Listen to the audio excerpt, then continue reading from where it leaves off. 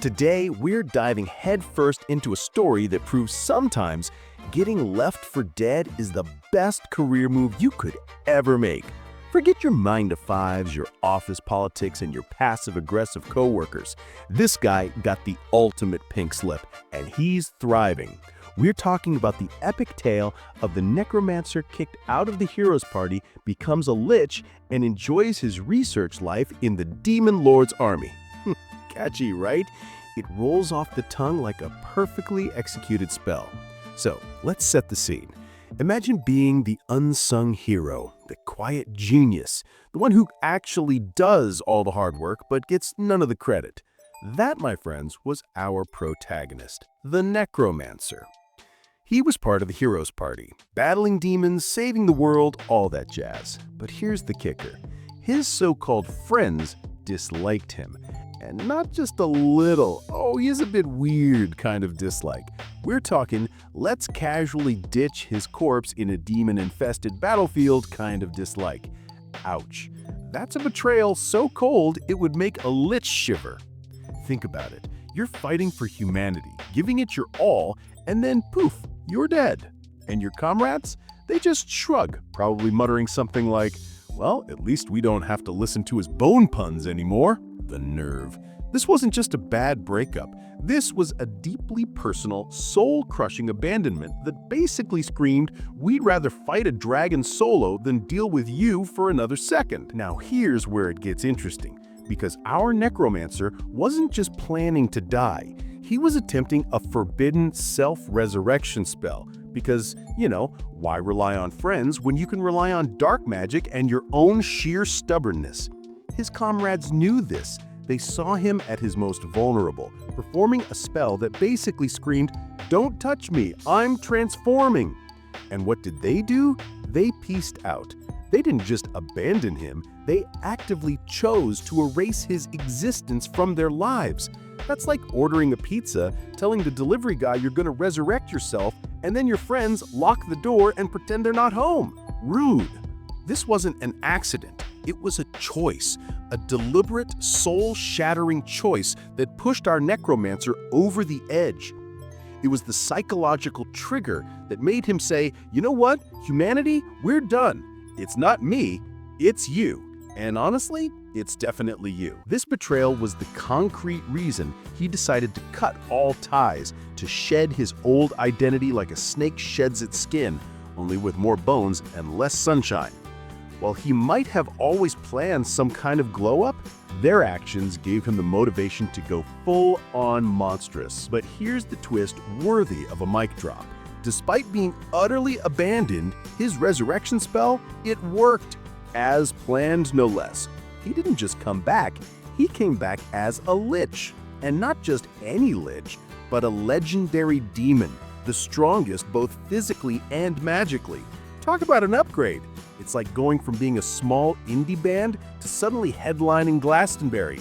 This wasn't just a rebirth, it was a deliberate choice to embrace immense power, even if it meant trading in his humanity for some seriously cool glowing eyes and a skeletal physique. This transformation wasn't just about getting stronger.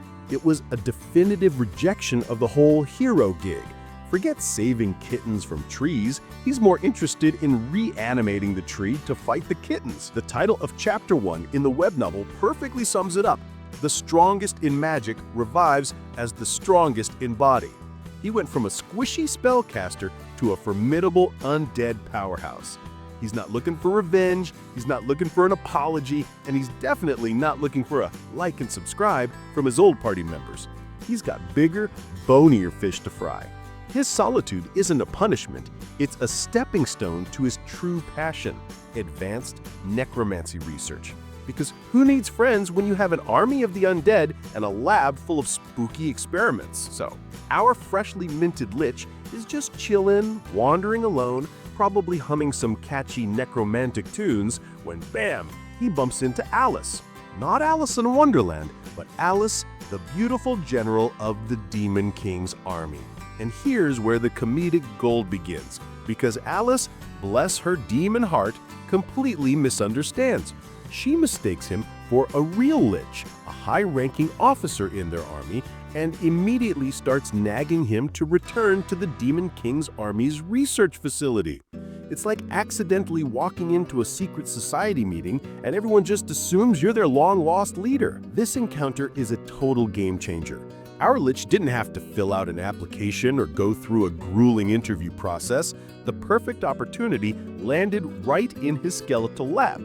Without Alice's adorable misunderstanding, his new life path wouldn't even have started. It's a classic case of mistaken identity leading to the best job offer ever. And his decision to join the Demon King's army isn't about petty revenge, it's purely self-serving. He's officially declared no lingering attachments to those backstabbing humans. His true motivation? Better facilities and freedom to research necromancy. Because, let's be real, who wouldn't want a lab with all the latest gear for raising the dead?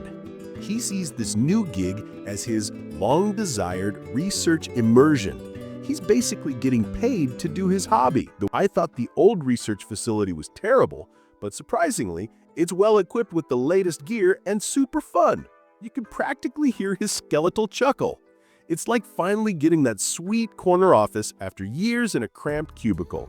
Only the office is in a demon castle and your co-workers are goblins. This whole situation beautifully highlights the stark differences between human society and demon society. The hero's party was a hot mess, riddled with emotional baggage and personal prejudices. Our Necromancer was disliked. End of story. The Demon King's army, on the other hand, is all about results. They don't care if you prefer bone dust to glitter. If you're useful, you're in. They accept him based on his abilities and support his professional growth. It's a stark contrast. Human society is bogged down with feelings and biases, while the Demon King's army is a cold, hard, results-oriented meritocracy. And for a research-obsessed Lich, that's exactly what he needs. He chose his new workplace not out of vengeance, but because it offered him better conditions, better resources, and most importantly, the freedom to reanimate whatever his heart desires. So will our Lich finally get to live the quiet, research-filled life he's always dreamed of, free from meddling adventurers? Or will his past catch up to him in the most inconvenient, hilarious way possible? Stay tuned, hit that like button, and subscribe for more epic manga recaps. And remember, sometimes getting betrayed by your friends is just the universe's way of telling you to go become a super powerful undead overlord with excellent research facilities.